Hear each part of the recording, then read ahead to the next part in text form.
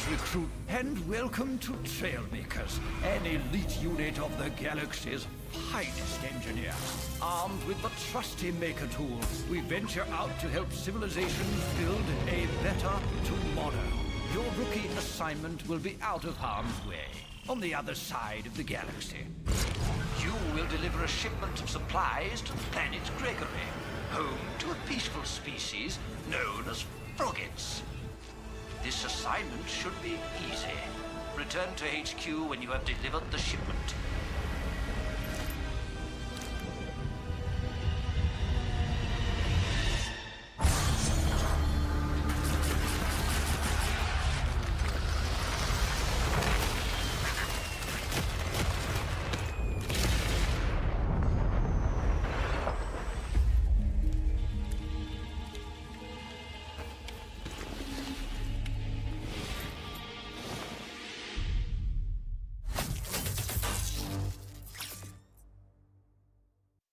Alright gamers, we finally have the full trailer and the release date for Trailmakers 2.0, which also has a brand new name. We actually get to know the name of the update, and the update is going to be called Pioneers. So just like every week when we do these update reviews, there is a dev diary, and it looks like this is the last dev diary we're getting before we get the update on March 6th. That's right, the update is going to be on March the 6th, if you didn't see that already. But I have some notes here on a few things I actually want to talk about that they kind of showcased in the dev diary. But before we do, I kind of just want to go over the trailer. So in the trailer, it starts off and we kind of get a little bit of Trailmakers lore. And it seems that we're a human species actually dubbed the Trailmakers, who go out into the galaxy and kind of help people, and we have this really advanced technology with our builder tool, and we can build spaceships and whatnot and, you know, do missions around the galaxy. The protagonist in the trailer is then sent to the far side of the galaxy to basically pick up some cargo or do a supply run or something like that. When he gets there, he finds out there is enemies. There is something bad happening to this planet that has a bunch of frog people, the Froggets. And these enemies want to seem to drill the planet and just cause chaos and take all the natural resources from these poor Froggets. And it's up to the protagonist, which will be us, to kind of save the day. And yeah, for an indie game like Trailmakers, having a high production animated full trailer like that is awesome. It really does show the progress over the years on how far this game has come. I mean, just look at the production quality. But yeah, let's go over the notes that I found out from the dev stream. The next big thing is, if you didn't know already, this is going to be a free update. Trailmakers 2.0, or Trailmakers Pioneers even, is going to be free. There's no DLCs, it's all just one update that we're getting in March, and yeah, it's gonna be awesome. Also, a little bit of context on why they chose to name Trailmakers 2.0 Trailmakers Pioneers is because Pioneers was actually the original name for this game before they changed it to Trailmakers. They get to reuse that old name they had for this game in a new way, obviously for the update. So then the devs go on to do a little bit more gameplay and showcase a little bit of the the campaign, and we get to see a handful of biomes. The first place that we've kind of seen in the dev diary before, the green area, that's called the Meadows. So this is where one of the settlements is. I think it's kind of more like the starting area, and yeah, it's just a meadow. It's just a nice green, grassy, open area. The next biome they head into is the Wasteland, and this is where we start seeing some enemies. Now, to avoid spoilers, they are not going to be showing any of the boss battles on the streams or any time in the future, just because it's going to be an experience that, for the players to find out when we get the update. And also, I'm kind of grateful for that too, because I kind of want to go into a boss fight kind of blind. So we got no footage of the game mechanics of the boss fight, but we do have some information on the standard enemies around the map. So when they go into the wasteland, enemies are just popping up, like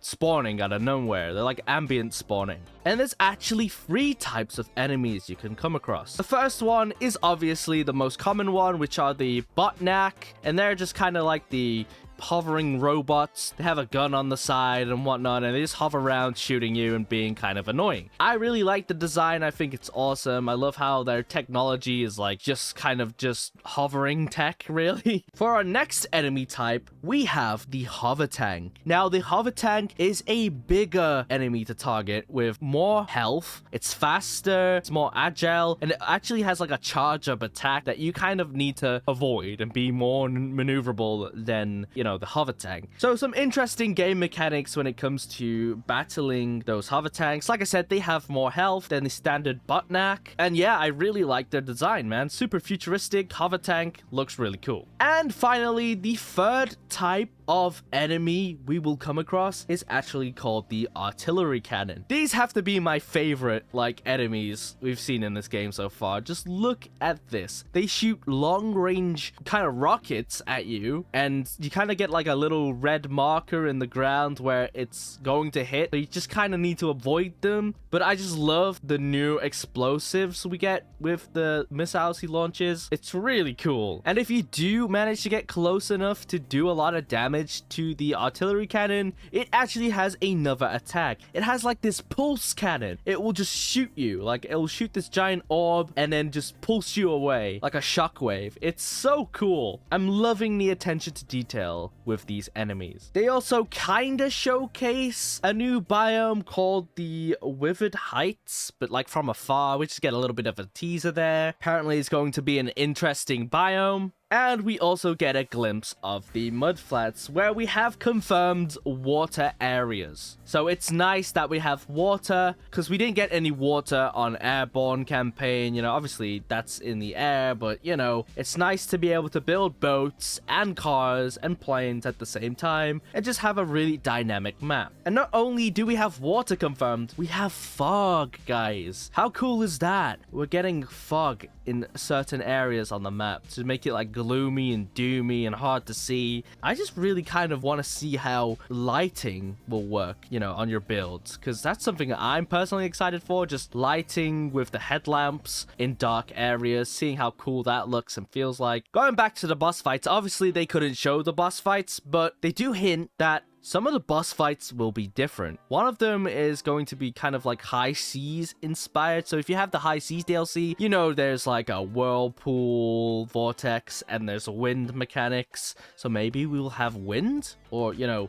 a whirlpool or something water related for a boss fight. So not all of them are going to be the same. So that is awesome. But yeah, that's pretty much everything to go over in what I learned from the dev diary. I am super stoked for the update. It's coming out really soon. Remember, March 6th, so be ready, because we're getting the update, people. We're finally getting it, and it's for free. If you're just seeing this video and haven't really learned about anything else, I do have a bunch more videos on the channel going over new weapons, new blocks they're adding for this update, new features to the game, a new builder UI, so much stuff that you can check out on the channel. So yeah, let me know if you're excited for this update down below. Personally, I'm super excited, and I think the next big thing coming to my channel will be a playthrough of the campaign. Let me know if you're excited to see that. We're gonna be playing the whole campaign on the channel, folks. But yeah, whilst you're at it, why not consider subscribing? It's free. But anyway, that's enough from me, and I'll see you guys in the next one.